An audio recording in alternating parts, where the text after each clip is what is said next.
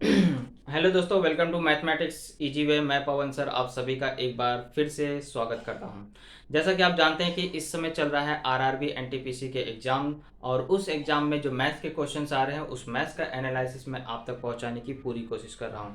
इसके लिए आपका सपोर्ट बहुत ज़रूरी है, क्योंकि आप जो क्वेश्चंस भेजेंगे उसी का एनालिसिस मैं आप तक पहुँचा सकता हूँ। क्योंकि आप पेपर्स दे रहे हैं, आपको क्वेश्चन पता हैं, जो आंकड़े आप भेजेंगे या जो क्वेश्चंस आप भेजेंगे उसी क्वेश्चंस को मैं आपको क्या करूँगा, उसका सॉल्यूशंस और प्लस उसका ट्रिक्स बताऊंगा, और उसे आसानी से कैसे हल कर सकते हो वो भी मैं आपको इस एनालिसिस में बताता हूं। और जो भी क्वेश्चंस नए आ रहे हो क्वेश्चंस भी आपको मैं क्या करूंगा, बताऊंगा, लेकिन आपके सपोर्ट के माध्यम से, क्योंकि आपको ही क्या करना है, क्वेश्चन को भेजना है, और जिसके माध्यम से मुझे जो क्वेश्चन मिलेगा और वही क्वेश्चन का मैं एनालिसिस आप तक पहुंचा सकता हूँ। ये एनालिसिस से फ़ायदा क्या होगा दोस्तों, जैसे कि आप जानते हैं कि बाकी कई बच्चों का भी आपको एग्जाम्स बाकी हैं, तो वह अगर इस एनालिसिस को देख के जाते हैं तो उन्हें आइडिया लग जाता है कि किस प्रकार के क्वेश्चंस आ रहे हैं। और अगर इन क्वेश्चनों को उन्होंने एनालिसिस के सारे क्वेश्चनों को सॉल्व करके गए, 100% उनका सिलेक्शन आपको कंफर्म है, क्योंकि लगभग एनालिसिस के ही क्वेश्चंस को क्या किया जा रहा है, रोज आपको क्वेश्चन में पूछे जा रहे हैं, और सिर्फ थोड़े बहुत डेटा क्या हो रहे हैं, चेंज हो रहे हैं। तो अगर आप एनालिसिस को रोज देख रहे हैं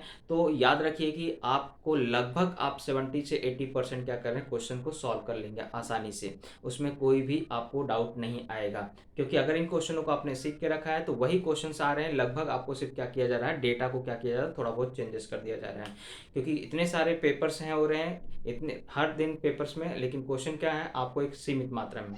तो उसी क्वेश्चन को क्या करेंगे, सिर्फ डेटा को चेंज करके आपको पूछ सकते हैं, बाकी कुछ नहीं है। तो ओके दोस्तों, तो आज भी हम लोग एनालिसिस को कंप्लीट करेंगे, लेकिन 29 जनवरी को शिफ्ट 1 में जो क्वेश्चंस पूछे गए तो उसका एनालिसिस मैं आज आपके सामने लेके आया हूँ। तो आप भी कोशिश करिए कि आप क्या करिए, जो भी क्वेश्चंस आप जो पेपर्स दे के आ रहे हैं, जो भी क्वेश्चंस आपके पास मिलते हैं, आपको मैंने बताया कि इस व्हाट्सएप नंबर पे आप मुझे क्या कर सकते हैं, सेंड कर सकते हैं, जिससे मैं आपको उन क्वेश्चनों का एनालिसिस आप तक पहुंचा सकूं। ओके दोस्तों, चलिए आगे बढ़ते हैं। और आगे बढ़ने से पहले मैं यही कहूँगा, अगर आप चैनल पर नए हैं तो दोस्त आपका सपोर्ट बहुत ज़रूरी है, और सपोर्ट के लिए आप दोस्त चैनल को सब्सक्राइब कर लीजिए और बेल आइकन की बटन भी दबा लीजिए, जिससे मेरे नोटिफिकेशन आपको हमेशा मिलते रहें।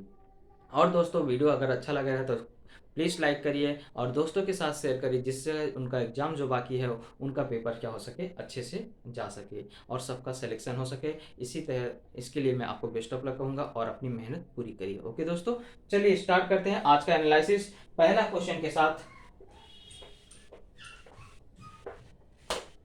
मैं लाइव भी कई बार आने की कोशिश करता हूँ। लाइव आने में क्या हो रहा है, नेटवर्क का बहुत प्रॉब्लम आ रहा है, जिसकी वजह से वीडियो पूरी रिकॉर्ड नहीं हो पा रही है, और बार बार मुझे क्या करना पड़ रहा है, वीडियो बनाना पड़ रहा है। इसलिए मुझे अभी फिर से वीडियो बना के अपलोड करना है।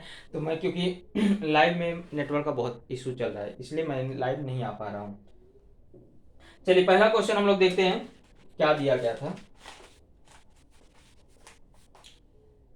तो पहला क्वेश्चन इस प्रकार से था कि कोई गाड़ी एक व्यक्ति को 10 सेकंड में पार करती है।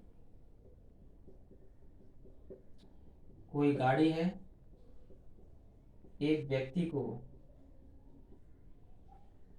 10 सेकंड में पार करती है,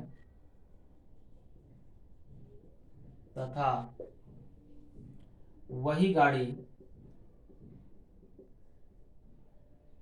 260 मीटर लंबे प्लेटफॉर्म को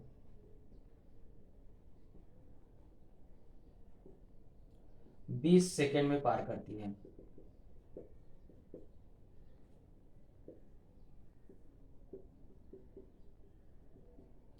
तो मुझे गाड़ी की लंबाई निकालना है। गाड़ी की लंबाई क्या होगी, ये चीज को ज्ञात करना है। तो दोस्त, किसी व्यक्ति को गाड़ी पार करना मतलब गाड़ी की लंबाई को पार करना। व्यक्ति को हम लोग एक प्रकार से शून्य मान लेते हैं। तो अगर मान लीजिए ये बिंदु है, इस बिंदु से आपको क्या हुआ, गाड़ी इसको पार की, मतलब मान लीजिए गाड़ी की लंबाई थी, और गाड़ी ने क्या किया, यहां से क्रॉस किया। इसका मतलब है कि गाड़ी ने इतनी दूरी को क्या किया, तय किया। इतनी दूरी को तय किया मतलब यहां से पहला सिरा से स्टार्ट करके यहां पे पहुंच गई, यानी कि इसने क्या किया, गाड़ी की लंबाई को क्या किया, पार किया। तो यही क्या है, वास्तविक रूप से गाड़ी की लंबाई, यानी कि वो 10 सेकंड में क्या कर रही है, अपनी लंबाई की दूरी को तय कर रही है। 10 सेकंड में उसकी दूरी कितनी हो गई, उस ट्रेन की लंबाई के बराबर हो गई। अब आगे बोल रहा है कि एक 260 मीटर प्लेटफॉर्म है, इसको जो पार हो करती है तो समय लेती है 20 सेकेंड। कितना समय लेती है? 20। और अपने आप को पार करने में कितना समय ले रही है? 10 सेकेंड, है ना। तो इसका मतलब है कि जो आपको ये टाइम है, ये टाइम का जो गैप है, वो गैप किसके लिए है? इस 10 सेकेंड में वो सिर्फ क्या कर रही है, यहाँ देखिए 10 सेकेंड में अपने आप को पार कर रही है, और यहाँ 20 सेकेंड में वो क्या कर रही है? 260 मीटर प्लेटफॉर्म को पार कर रही है। यानी कि अगर मैं टाइम को देखूं तो टाइम यहाँ पे क्या हो रहा है? डबल हो रहा है। डबल हो रहा है यानी कि 10 सेकेंड में अपने आप को पार कर रही है, और 10 सेकेंड में क्या कर रही है? इस पुल को पार कर रही है। मैं कह सकता हूँ यहाँ से कि वो 10 सेकेंड में कितनी दूरी तय कर रही है? 260 मीटर। और यहाँ भी वही समय लग रहा था, इसका मतलब है ट्रेन की लंबाई कितनी हो गई? 260 मीटर हो गई। ओके दोस्तों, इस तरह से एक कॉन्सेप्ट को लगा करके आप क्या कर सकते थे? इसका उत्तर बता सकते थे। मान लीजिए आपको ये पद्धति नहीं पसंद आई या आपको नहीं समझ में आया, तो मैं दूसरी पद्धति से अब आपको समझा देता हूं। तो देखिए, आपको ट्रेन की लंबाई नहीं मालूम है, इसको हम लोग क्या मान लेते हैं? x मान लेते हैं। तो मैं ये बोल सकता हूं कि पहली बार उसने ट्रेन ने कितनी दूरी तय किया? अपने आप को पार किया, अपने आप को पार किया यानी कि x दूरी तय किया, और उसमें समय कितना लग रहा है? 10 सेकेंड लग रहा है।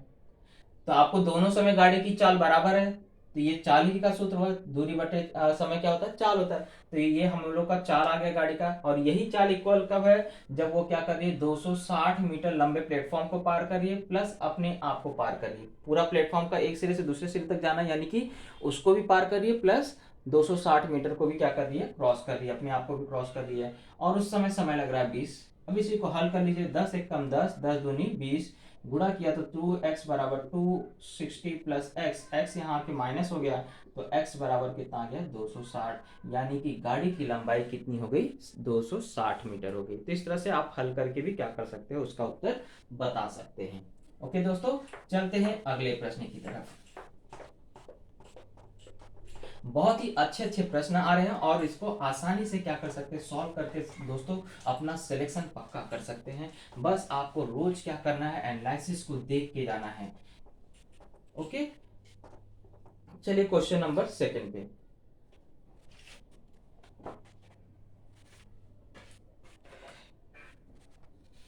क्वेश्चन नंबर सेकंड में आपको एरिया पूछा है, एरिया ऑफ ट्रायंगल पूछा है।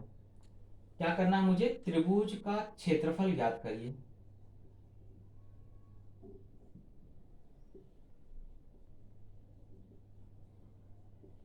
जिसका निर्देशांक दिया गया है, जिसके क्या दिए गए हैं? निर्देशांक, यानी कोऑर्डिनेट दिए गए हैं।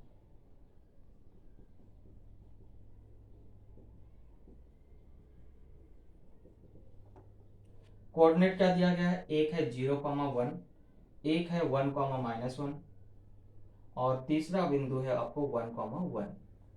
तो मुझे क्या करना है? इस त्रिभुज का क्षेत्रफल ज्ञात करना, जिसका निर्देशांक ये है। तो एकदम सिंपल सी बात है दोस्त। यहां से पहले हम लोग क्या करेंगे? x1 y1 के मान ज्ञात कर लेंगे। ये मेरा क्या है? x1 है, ये क्या है? y1 है, ये क्या है? x2 है, और ये क्या है? y2 है, ये क्या है? x3 है, और ये क्या है? y3 है। क्योंकि आप जानते हैं कोऑर्डिनेट में पहला निर्देशांक क्या होता है? x का होता है, और दूसरा क्या होता है? y का होता है।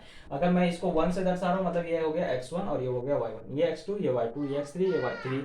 अब मुझे क्या करना है? इस एरिया का ट्रायंगल फाइंड आउट करना है। Area of triangle, area of triangle का फॉर्मूला क्या होता है? आपको अच्छी तरह से याद होना चाहिए, 1/2 गुणे x1 into y2 minus y3। याद रखिए, जो आप यहाँ x1 बाहर लेंगे तो y1 नहीं आएगा, प्लस x2 बटे में क्या आ जाएगा? y3 minus y1, plus x3 बटे में क्या आ जाएगा?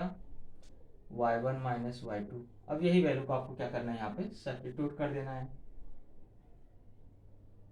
तो 1/2 सब्स्टिट्यूट करने से पहले देख लीजिए, यहाँ x1 का मान 0 है, तो अगर मैं 0 से किसी भी नंबर में मल्टीप्लाई करूंगा, क्योंकि इसकी वैल्यू क्या है? 0 है, तो 0 से मल्टीप्लाई करने पे उसका उत्तर क्या आएगा? 0 ही आएगा।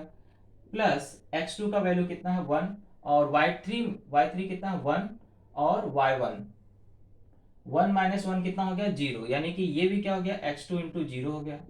प्लस x3 का मान कितना है? 1, y1 का मान 1 है, माइनस y2 का मान माइनस में है, तो माइनस माइनस क्या हो गया? प्लस हो गया, 1+1, और 1+1 कितना हो गया? 2, 2 इंटू 1 कितना हो गया? 2। तो यानी कि 1/2, ये तो 0 हो गया था, ये भी 0 हो गया, तो यहाँ पे आ गया 2, 2 से 2 कट गया, यानी कि आपका एरिया क्या हो जाएगा? 1 आ जाएगा। तो इस तरह से आप इसे क्या कर सकते हैं? कैलकुलेट कर सकते हैं। इसके लिए थोड़ा सा आपको ट्रायंगल का फॉर्मूला याद होना चाहिए। ओके,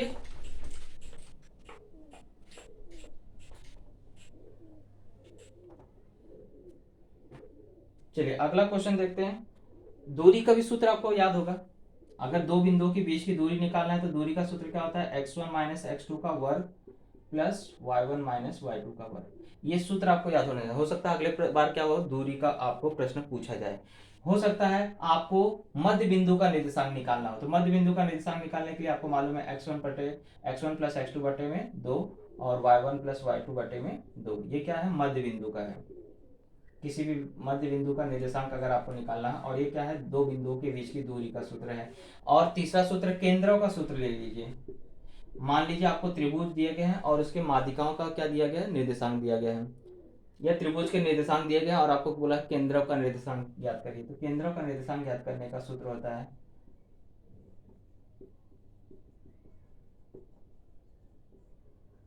तो ये सूत्र से आप क्या कर सकते हैं, केंद्रों का निर्देशांक ज्ञात कर सकते हैं। और इसके माध्यम से चाहे आपको माध्यिका की लंबाई पूछे, चाहे आपको केंद्रों का निर्देशांक पूछे, किसी की भी दूरी पूछे, तो आप इन तीनों सूत्र से बाकी चीजों को क्या कर सकते हैं, ज्ञात कर सकते हैं। चलिए अगला प्रश्न चलते हैं।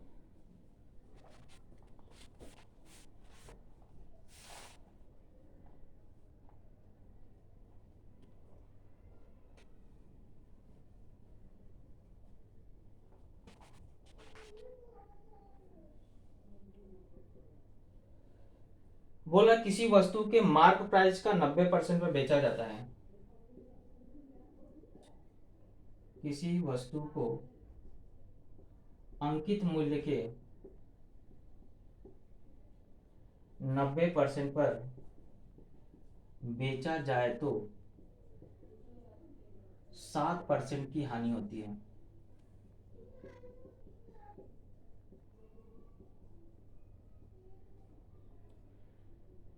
और अगर अंकित मूल्य पे बेचा जाए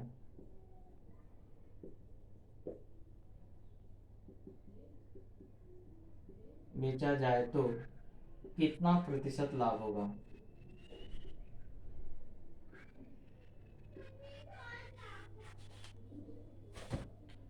तो ये क्वेश्चन दिया है, पहले बोल रहा है कि अगर मैं उसका जो अंकित मूल्य है, उस अंकित मूल्य के 90% पर उसको बेचता हूं तो मुझे 7% का लॉस हो जाता है।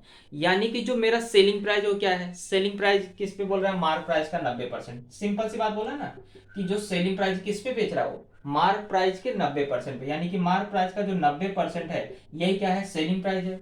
और दूसरी भाषा में बोलूं, अगर 7% का लॉस हो रहा है यानी कि सेलिंग प्राइस का 93% है। तो ना सेलिंग प्राइस वो किसके इक्वल है, जो हमारा कॉस्ट प्राइस है, यानी कि जो सेलिंग प्राइस आपको कॉस्ट प्राइस है उसका 7% लॉस हो रहा है। 7% लॉस हो रहा है यानी 93% पे बेचा, क्योंकि 100% पे बेचता तो कोई प्रॉफिट नहीं होता, और 100 से ज्यादा पे बेचता तो यानी कि आपको प्रॉफिट होता था। तो यहाँ पे आपको 7% का लॉस हो रहा है, यानी कि आपको 93% पे क्या कर रहा है, वो बेच रहा है। किसके 93% पे, सीपी का 93%। यही दोनों क्या है, उसका सेलिंग प्राइस है। तो अब ये दोनों से सेलिंग प्राइस तो इक्वल है, इसलिए इक्वल रही है। अब यहां से रेशियो निकल आएगा कि एमपी यानी कि मार्क प्राइस बटे में सीपी बराबर 93% अपॉन 90%। परसेंटेज से परसेंटेज कर दिया, 3 से इसको डिवाइड किया तो 31/30 आ गया, मार्क प्राइस अपॉन सीपी। तो अगले टाइम क्या बोल रहा है कि अगर मैं इस मार्क प्राइस पे बेचूं तो मुझे क्या होगा, प्रॉफिट होगा कि लॉस होगा, प्रॉफिट होगा। जाहिर सी बात है, सीपी कितना है 30 और ये 31 है, तो ज्यादा हो रहा है, ज्यादा हो रहा है यानी कि प्रॉफिट होगा। तो कितने का प्रॉफिट होगा, तो इसके बीच का डिफरेंस देख लीजिए, इसके बीच का डिफरेंस है 1, और किसके रिस्पेक्ट पे, सीपी के रिस्पेक्ट में, यानी 30 इंटू 100 कर दीजिए, 0 से 0 कट गया, 10/3 यानी कि 3 सही 1/3%। यही आपका क्या हो जाएगा, आंसर हो जाएगा। ओके, तो इस तरह से आसानी से रेशियो फॉर्म में कन्वर्ट करके आप क्या कर सकते हैं, उसको सॉल्व कर सकते हैं। चलिए बढ़ते हैं अगले प्रश्न की तरफ।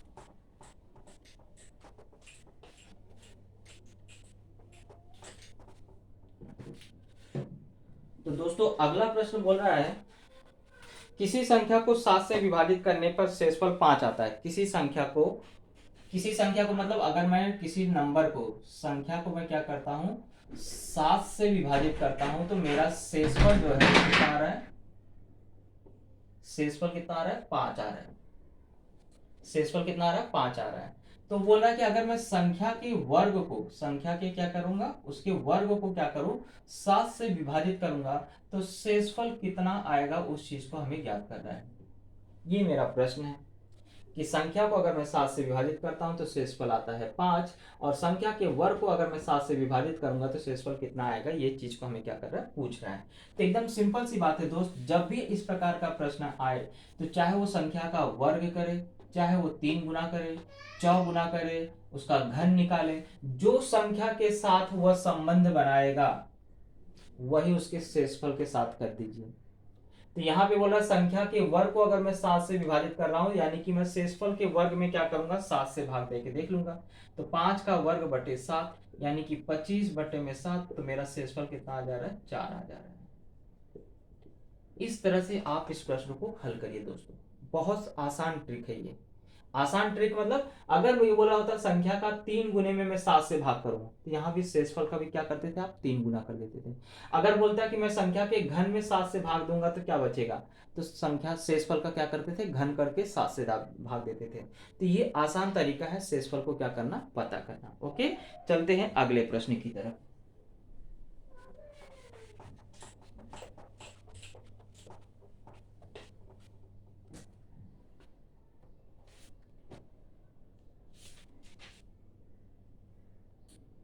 चलिए अगला प्रश्न फिर से देखो रिपीट हो गया, ये क्वेश्चन रिपीट हो गया। इससे पहले वाले आपको क्या हुआ था एग्जाम में भी, यानी कि 1 या 2 दिन पहले भी आपको ये क्वेश्चन क्या हुआ था, आया था। बोल रहा है कि 750 गुणे 525, 750 गुणे 525 विमाओं वाले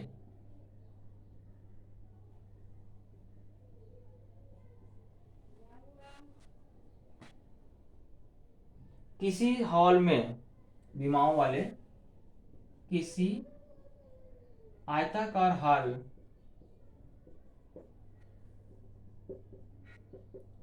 बड़ी सी बड़ी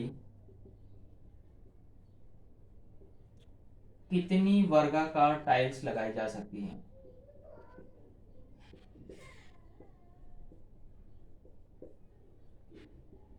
लगाई जा सकती हैं। तो इस प्रश्न में देखो दोस्तों, वो क्या बोल रहा है कि अगर ये मेरा क्या है, एक आयताकार हॉल है, कमरा है, कुछ भी रहने दीजिए, आयत आप समझ लीजिए, और इसकी लंबाई 750 और चौड़ाई है 525। देखिए ये आंकड़ा आपको परीक्षा में जरूरी नहीं कि यही आए, आपको सिर्फ क्या करना है, कॉन्सेप्ट को समझना है, इस चीज को ध्यान में रखना है। क्योंकि संख्या बच्चा जब पेपर देता है तो जरूरी नहीं कि उसको संख्याएं क्या हो, एकदम एग्जैक्ट याद हो। फिलहाल आंकड़े जो आए हैं उस आंकड़ों के हिसाब से मैं आपको हल करके बता रहा हूं। आपको परीक्षा में क्या आंकड़ा आता है आप उसके हिसाब से हल करेंगे। यानी कि आपको क्या करना है, सिर्फ कॉन्सेप्ट को समझना है कि कैसे हल किया जाता है। ओके, इस चीज को आप समझ लीजिए। संख्या तो कोई भी आ सकती है, क्योंकि पेपर आपको आगे देना है, तो ये क्वेश्चन तो रिपीट कर नहीं देगा कि यही सेम टू सेम छाप देगा, आंकड़ा तो चेंज कर देगा। इसलिए आप तरीका समझ जाइए कैसे करना है। तो देखिए आपको ये 750 और ये 525 वाला बड़ी सी बड़ी कितनी वर्गाकार टाइल्स लगाई जाती हैं, तो यानी कि इसका मतलब मुझे क्या करना है, इसका मसावी निकालना है। तो मैं क्या करूंगा, 750 और 525 का मसावी निकालता हूं। तो 25 से डिवाइड कर दूंगा, ये 30 बार गया, ये 2, 25 दूनी 50, 25 एकम 25, फिर 3 से गया 10 आ गया, और ये 7 आ गया। अब इसके आगे भाग नहीं जा रहा, यानी 75, इसका क्या हो गया, मसावी हो गया। 75 आ गया, इसका मतलब हो गया कि 75 मीटर लंबी वर्गाकार टाइल्स बड़ी सी बड़ी लगाई जा सकती, इससे बड़ी नहीं लगाई जा सकती। ये आपको इतना कॉन्सेप्ट में समझ आ गया। यानी कि मैं बोल रहा हूं कि जो मैं वर्गाकार टाइल्स लगाने जा रहा हूं अंदर, ये वर्गाकार टाइल्स जो है, इसकी जो भुजा है वो कितनी होगी, 75 75 की होगी। अब वो पूछ रहा कि ऐसे अंदर कितनी टाइल्स आएगी। तो सिंपल सी बात है दोस्तों, टाइल्स की संख्या जो होती है वो अगर आपको ज्ञात करना है तो हॉल का क्या करिए, क्षेत्रफल निकाल लीजिए।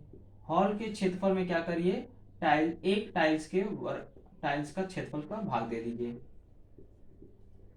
तो हॉल का क्षेत्रफल यानी आयत का क्षेत्रफल यानी कि 750 गुणे क्या हो जाएगा 525, और इसको डिवाइड करना है वर्ग के क्षेत्रफल से, वर्गाकार टाइल्स के क्षेत्रफल यानी 75 गुणे 75, डिवाइड कर दीजिए। ये गया आपको 10 बार, ये आपको गया 75 एकम 75 7 बार, यानी 10 सत्ते 70 टाइल्स को क्या किया जा सकता है, लगाया जा सकता है अंदर। ओके, ये है हमारा तरीका। सबसे पहले हम लोग क्या करते हैं, बड़ी से बड़ी वर्गाकार टाइल्स का लंबाई निकालते हैं। लंबाई कैसे निकालते हैं, उसका मसावी निकाल करके, एक बार वर्ग की भुजा आ गई तो वर्ग के क्षेत्रफल से क्या करते हैं, डिवाइड कर देते हैं किसको, उस कमरे के क्षेत्रफल को, यानी आयताकार जो भूभाग रहेगा। ओके, चलिए बढ़ते हैं आगे प्रश्न।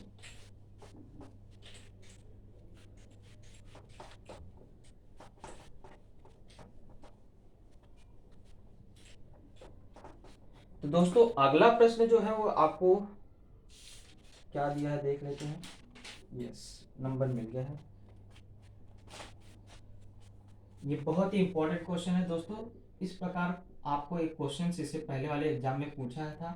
इस बार उसने क्या किया, सिर्फ आपको थीटा का मान चेंज कर दिया। क्वेश्चन वही है, थीटा का मान चेंज कर दिया।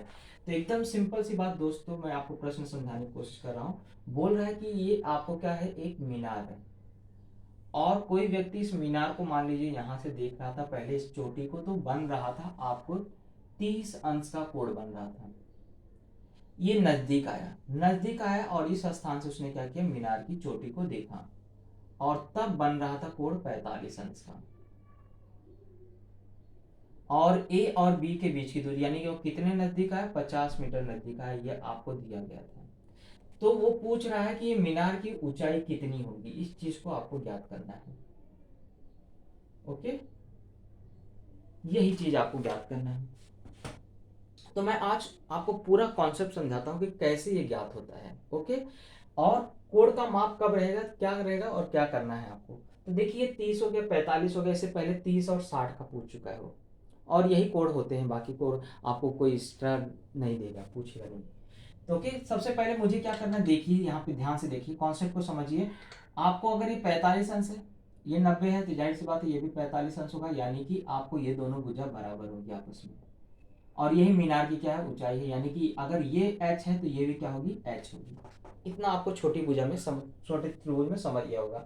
अब अगर मैं बड़े त्रिभुज में लगाता हूँ, बड़े त्रिभुज में tan 30 का फॉर्मूला लगाता हूँ, तो tan का फॉर्मूला क्या होता है, सम्मुख भुजा यानी PQ बटे में संलग्न भुजा। संलग्न भुजा यहाँ पे अगर एक बड़े वाले त्रिभुज में देखा तो कौन है, संलग्न भुजा QB। tan 30 का मान होता है 1/3, पी क्यूब मतलब h है, और क्यू भी देखो किससे किससे मिलकर बना हुआ है, h + 50। अब इसी को सॉल्व कर लीजिए, h + 50 बराबर करनी 3h। h को मैं वहां ले गया तो 50 बराबर करनी 3h - h। h को कॉमन लिया तो आपको आ गया 50 बराबर करनी 3 - 1, क्योंकि h बाहर चला गया है, h को बाहर लिया तो यहाँ करनी 3 -1 बचा। अब h बराबर क्या हो जाएगा, 50 अपॉन करनी 3 - 1 बराबर h। लेकिन मैं हम करने की संख्या को नीचे रखते हैं क्या, नहीं, हर का परमीकरण कर दीजिए। तो 50 गुणे करनी 3 धन 1, क्योंकि ये चिन्ह बदल करके आएगा, बटे में यह क्या हो जाएगा, a² - b², a² यानी कि 3 और b² मतलब 1 बराबर h, यानी कि ये 2 आ गया, 2 से इसको मैंने डिवाइड कर दिया तो 25, यानी h का मान क्या आ गया, 25 ब्रैकेट में करनी 3 धन 1 मीटर। यही मेरा क्या हो जाएगा, आंसर हो जाएगा। इस तरह से आप इसे आसानी से ज्ञात कर सकते हैं। और याद रखिए अगर ये 60 अंश का होता तो ये जस्ट इसका क्या हो जाता था, आधा हो जाता था। ओके, और 45 रिलेशन में क्या होता है, ये करनी 3 - 1 होता है। ओके, यही आपको रिलेशन है, इस रिलेशन से आप करते थे, लेकिन आपको ये रिलेशन याद नहीं रहेगा, इसलिए मैंने आपको इस चीज़ों को क्या किया, याद, आपको सॉल्व करने का तरीका बता दिया। अब ये तरीका मालूम रहेगा तो कोड कुछ भी रहने दो, आप आसानी से ज्ञात कर सकते हैं। अब पेपर में क्या होगा, देखो अब अगली बार पेपर में देखो हमेशा ये दूरी दिया रहेगा, हो सकता है अब ये दूरी दिया रहेगा और ये दूरी आपसे पूछेगा, तो तरीका यही अप्लाई कर देना। ओके,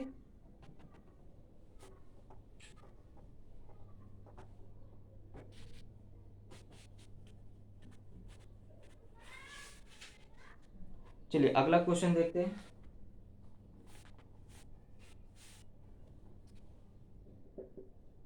बोल रहा है कोई धनराशि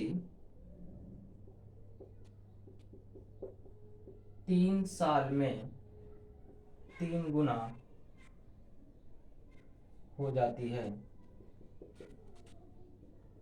तो 5 गुना होने में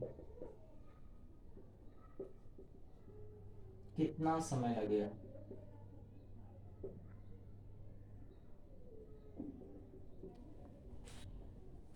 तो इसको आपको बताया गया एक सिंपल सा फॉर्मूला याद रखिए और उस फॉर्मूले में पुट कर दीजिए। देखिए आपको फॉर्मूला क्या होता है, n1 minus one upon n2 minus one बराबर t1 अपॉन t2। यानी जितना गुना बोला है उससे एक माइनस कर दीजिए। 3 गुना बोला है यानी कि 3 में से एक गया तो 2। 5 गुना बोला मतलब 5 में से एक गया तो कितना बचा? 4। t1 आपको समय दिया है 3 और बटे में आपको t2 ज्ञात करना है। तिर्यक गुणा करके 2 से भाग दे दीजिए। 4 तिहाई 12, 12 में 2 से भाग दिया, t2 बराबर आ गया 6 वर्ष। इस तरह से आसानी से हल कर लीजिए। ज़्यादा दिमाग दौड़ाएंगे तो बाकी सवालों में दिमाग आपको कहाँ लगेगा। तो अगर फॉर्मूला आपको याद है तो फॉर्मूला आसानी से कर लीजिए। मान लीजिए फॉर्मूला नहीं याद है तो ऐसे समय आपको सोचना है कि पहले P था, अब 3P हो गया, यानी कि ब्याज यहाँ से कितना मिला? ब्याज मिला आपको 2P। ब्याज कितना मिला? 2P। और इसको लिए समय कितना लग रहा है? 3 साल। समय कितना लग रहा है? 3 साल लग रहा है। अब वो बोल रहा है कि P से 5 गुना होने में, यानी कि P से 5P होने में कितना समय लगेगा। तो मैं यहाँ से ब्याज निकालूंगा तो ब्याज आपको आ गया कितना? 4P। ब्याज कितना हो रहा है? 4P। यानी कि जस्ट इसका डबल ब्याज, जस्ट इसका डबल ब्याज, यानी कि जितना समय पहले लगा था उसका दुगना समय लग जाएगा। तो 3 का दुगना कितना हो गया? 6 साल। इस तरह से आप कॉन्सेप्ट को आसानी से समझते हुए कर सकते हैं। ओके, P से 3P होने में यानी कि 3 साल लग रहा है, यानी कि ब्याज मिला 2P। तो ब्याज 2P मिलने में 3 साल लग रहा है, तो 4P मिलने मतलब 4 गुना मिलने में, 4P मिलने में कितना समय लगेगा?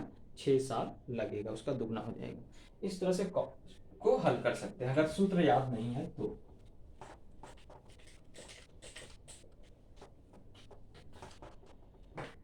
चलिए अगला प्रश्न देखते हैं।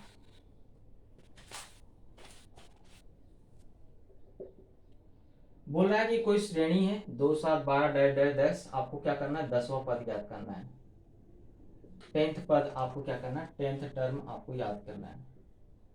10th टर्म क्या होगा इसका? श्रेणी का। एकदम सिंपल सी बात है दोस्तों।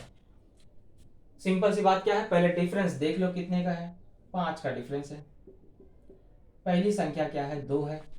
आपको 10वां पद ज्ञात करना है, यानी कि हर बार क्या होगा? 5 बार बढ़ेगा। 10वां पद यानी कि 9 बार 5 बढ़ेगा। 9 बार 5 बढ़ेगा यानी कि मैं बोल सकता हूँ पहले 2 था और 9 बार 5 बढ़ा यानी 9 गुणे 5, ये हो जाएगा आपको 47। 10वां पद क्या हो जाएगा? 47। अब ये चीज अगर आपको नहीं समझ में आया तो ये चीज आप याद रखिए। पहला टर्म आप निकाल लीजिए, डी निकाल लीजिए कितने का डिफरेंस है। अब ये आपको फॉर्मूला है। 10वां पद यहाँ पूछा है ना, हो सकता है आपको कोई और पद पूछ ले। तो 10वां पद टीएन का फॉर्मूला होता है a plus N minus one into d. तो अगर मुझे 10वां पद ज्ञात करना है यानी एन को क्या रखना है? 10, ए की जगह 2, एन की जगह 10, 10 में से गया 9 और डिफरेंस यानी 5 है। तो ये हो गया 9 5 45 2 47। तो ये फॉर्मूला अगर आपको याद रहेगा तो आप आसानी से ज्ञात कर सकते हैं। और देखो योगफल का भी एक सूत्र होता है। अगर आपको पहला पद और आखिरी पद मालूम है तो ये सूत्र लगा लीजिए योगफल का। हाँ, और अगर आपको ये नहीं याद है तो n बटे 2 ब्रैकेट में 2a plus N minus one into D, ये फॉर्मूला लगा लीजिए। अब हो सकता है आपको पद ज्ञात करने के लिए दिया था, अब योगफल वाला पूछे तो ये चीज आपको याद होनी चाहिए। ओके,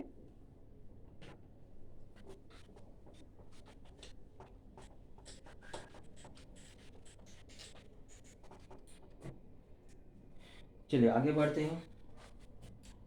ये भी क्वेश्चन एकदम सिंपल है। बोल रहा है HCF आपको 11 है, LCM आपको दिया गया है 330 है, फर्स्ट नंबर आपको 55 है, सेकंड नंबर आपको पूछ रहा है। एकदम सिंपल सी बात है, first number into second number बराबर LCM इंटू HCF। ये तो कोई करने वाली बात ही नहीं, सूत्र याद है। फर्स्ट नंबर की जगह 55 गुणे सेकंड नंबर बराबर LCM 330 गुणे 55, भाग किया, सॉरी यहाँ 11 है, 11 एकम 11, 11 पचे 55, 5 से इसको भाग दिया 66, यानी सेकंड नंबर आपको आ गया 66। ओके, इस तरह से आसानी से इसको हल कर सकते थे।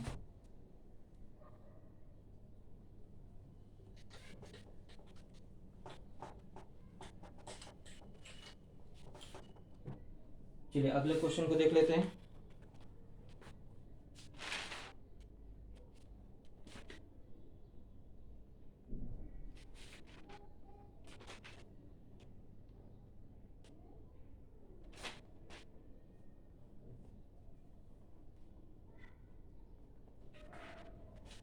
चलिए फिर से गाड़ी वाला आ गया, बोल रहा है एक गाड़ी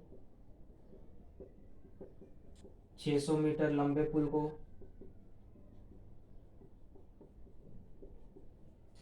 80 सेकंड में पार करती है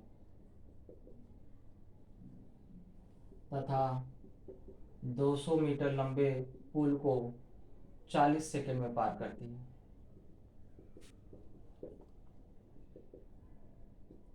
तो गाड़ी की लंबाई ज्ञात करो।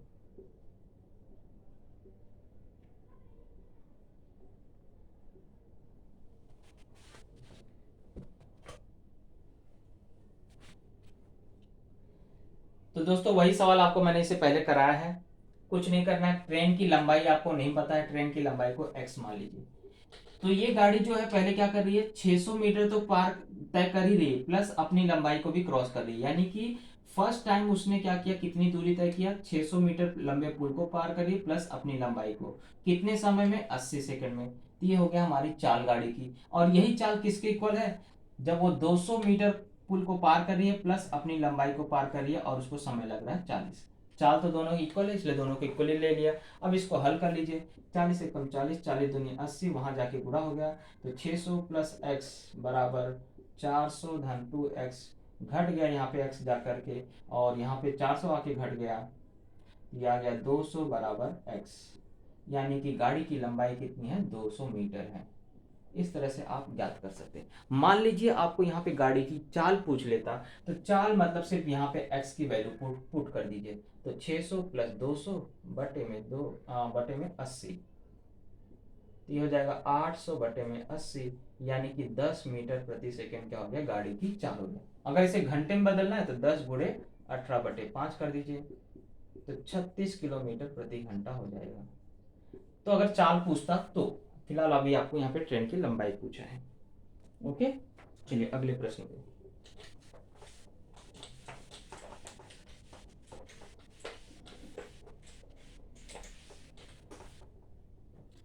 इसी प्रकार का एक क्वेश्चन और है।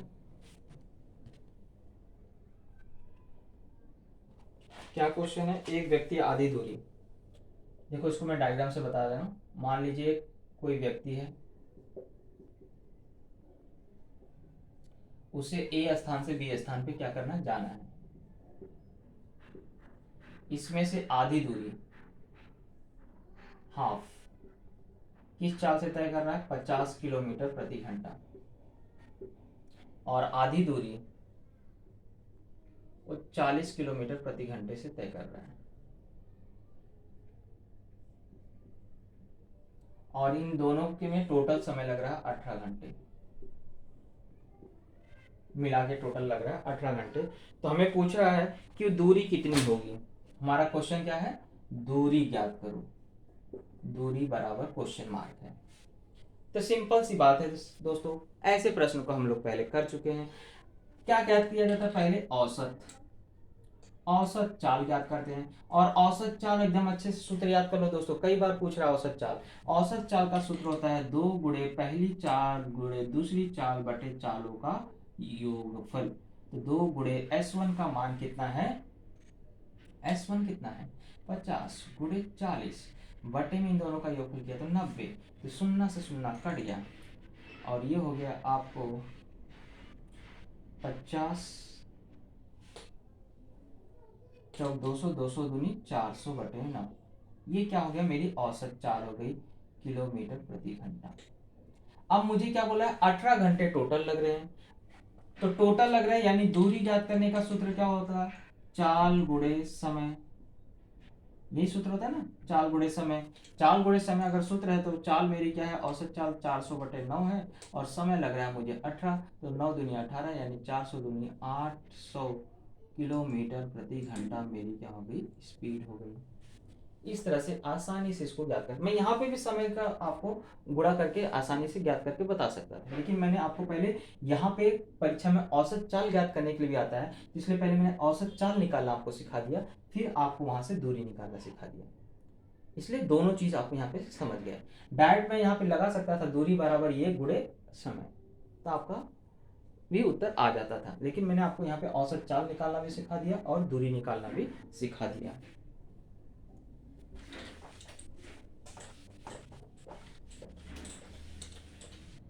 चलिए दोस्तों, अगले प्रश्न की तरफ बढ़ते हैं।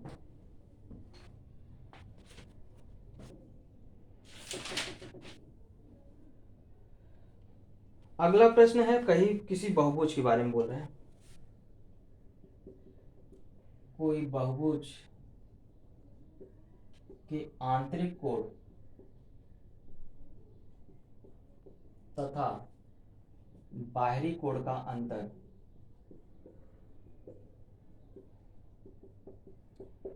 60 अंश है, तो भुजाओं की संख्या ज्ञात करो। ये पूछा है, यानी कि वो कह रहा है कि internal angle minus external angle बराबर है 60, और आप अच्छी तरह से जानते हैं कि ये formula internal angle plus external angle का योगफल होता है 180। इसी को हल कर लीजिए, ये कट गया तो 2i बराबर हो गया 240, यानी i बराबर हो गया 120। i मतलब इंटरनल एंगल, आंतरिक कोण। आंतरिक कोण का मान अगर 120 है तो एक्सटर्नल एंगल बराबर क्या हो जाएगा, 180 माइनस 120 यानी 60 अंश। ये मेरा एक्सटर्नल एंगल हो गया। तो भुजाओं की संख्या डिपेंड करती है एक्सटर्नल एंगल पे, भुजाओं की संख्या डिपेंड करती है एक्सटर्नल एंगल पे, यानी कि 360 में टोटल आपको 360, उसमें एक्सटर्नल एंगल से क्या करिए, डिवाइड कर दीजिए, तो ये आपको आ जाएगा 6 भुजा। यही हमारा कॉन्सेप्ट है, इसी तरीके से आप आसानी से हल कर सकते हैं। ओके, चलते हैं अगले प्रश्न की तरफ।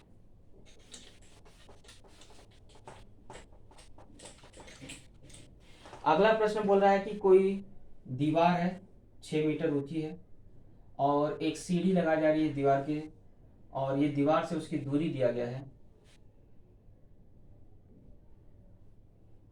2.5 मीटर। तो हमें क्या करना है, सीढ़ी की लंबाई ज्ञात करना है।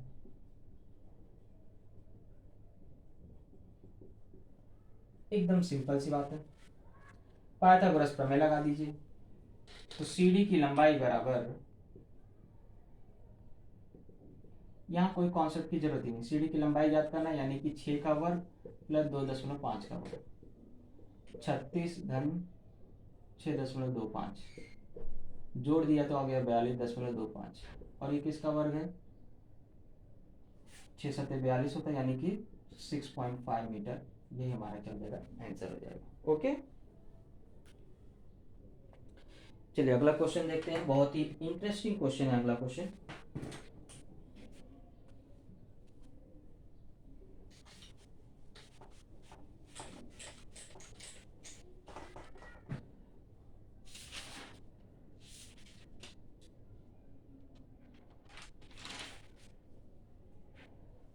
बोल रहा है कॉट इनवर्स 1/√3 में थीटा का मान क्या होगा।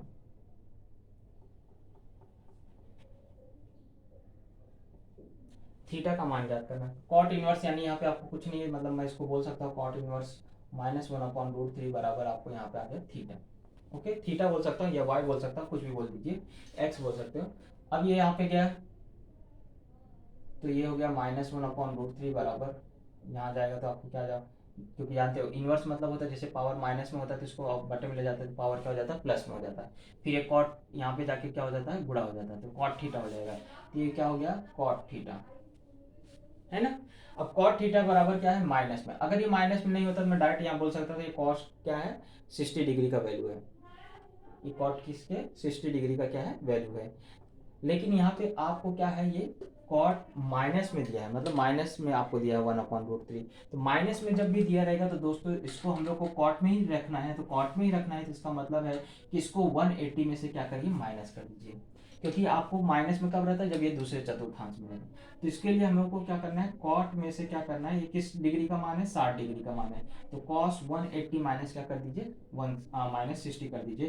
तो ये होता है आपको माइनस कॉट थीटा के। ओके, अगर मुझे इसको चेंज करना है तो मैं इसको चेंज करके यहाँ पे क्या लिख सकता हूँ, ये किसका है वैल्यू है, कॉट 180 -60, यानी कि किसका वैल्यू है, कॉट 120 का वैल्यू है। तो कॉट 120 का वैल्यू कितना होगा, -1/√3 होगा। ओके, यही हमारा क्या है, थीटा का वैल्यू आ जाएगा, यानी कि यहाँ पे थीटा की वैल्यू कितनी है, 120 है। तो जब भी 120 बोलो, या तो आप इसे बोल सकते हैं 2π/3 बोल सकते हैं, क्योंकि पाई का वैल्यू कितना होता है, 180 होता है। इसको डिवाइड किया तो कितना हो गया, 60 × 120। तो इस तरह से इसको क्या कर सकते हैं, सॉल्व कर सकते हैं। इस पर मैं आपको एक डिटेल वीडियो बनाऊंगा, तो आपको वहाँ पे समझ में आएगा। फिलहाल अभी जो भी क्वेश्चन है, आपको अगला क्वेश्चन दिया है कि अगर x + 1/x का वैल्यू कितना है, 5 है, तो 3x/2x² + 2 - 5x का वैल्यू हमें क्या करना, फाइंड आउट करना है। एकदम सिंपल सी बात है दोस्त। यहाँ पे सबको क्या करिए, x से डिवाइड कर दीजिए, इसको भी डिवाइड कर दीजिए, 3x को भी, सबको सबको सबको क्या करिए, x से डिवाइड कर दीजिए। तो यहाँ x x कट गया, यानी ऊपर बचा 3, यहाँ x से एक x कट गया, यानी कि बचा 2x, प्लस यहाँ पे आपको 2/x ही रहेगा, माइनस यहाँ x x कट गया, यानी 5। यहाँ पे क्या करिए, x को कॉमन ले लीजिए, सॉरी 2 को कॉमन ले लीजिए, 2 को कॉमन लिया तो क्या हो गया, x + 1/x बचा, -5। अब यही वैल्यू आपको क्या करना है, यहाँ पे सब्स्टिट्यूट कर देना है। तो 3/2 × 5 हो जाएगा, -5, यानी 10 में से 5 गया 5, यानी 3/5 आपका क्या हो जाएगा, आंसर हो जाएगा। तो इस तरह से इसको आसानी से हल किया जा सकता है। आगे देख लेते हैं।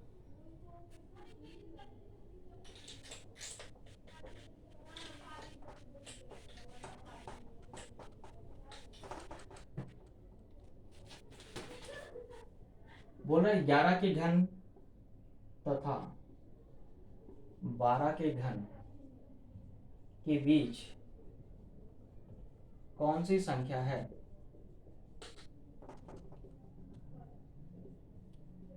जो 80 तथा 6 के दुगने से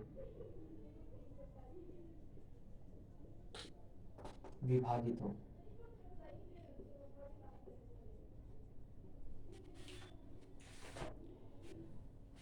चलिए पहले क्या बोल रहा है, किससे विभाजित होनी चाहिए, 80 तथा 6 का दुगना, 6 का दुगना यानी 12, 80 और 12 से हमें क्या होना चाहिए, वो संख्या डिवाइड होनी चाहिए, अपन यानी कि हम इसका क्या करेंगे, एलसीएम ले लेंगे। तो एलसीएम क्या होता है, 12 और 80 का 240, ओके 240 हो गया।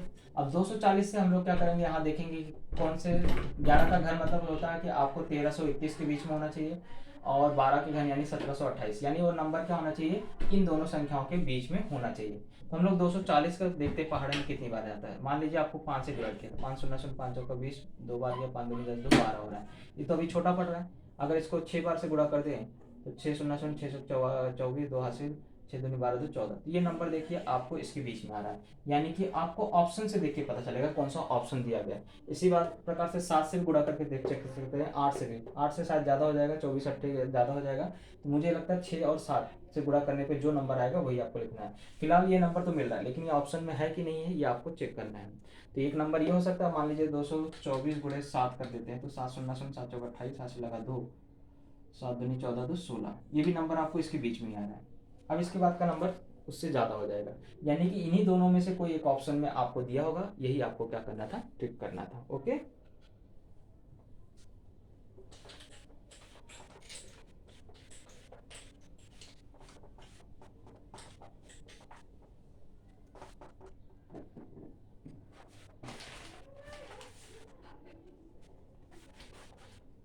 चलिए एक क्वेश्चन था आपको, 7 के ऊपर पावर 1/5 है और 7 के ऊपर पावर 1/3 है, इसका वैल्यू कितना होगा। सिंपल सी बात है, बेस सेम है तो बेस सेम है, तो यानी कि घातों को क्या करोगे, घटा दोगे, क्योंकि भाग का चिन्ह है। तो घातों को घटाया तो ये 3 - 5 हो गया, यानी -2, और 5 3 कितना हो गया, 15। इसे बटे में ले गया तो 1/7 के ऊपर पावर क्या आ जाएगा, 2/15, क्योंकि माइनस में पावर अगर नीचे आ जाता है तो क्या हो जाता है, प्लस में हो जाता है। तो ये आपका आंसर हो जाता है।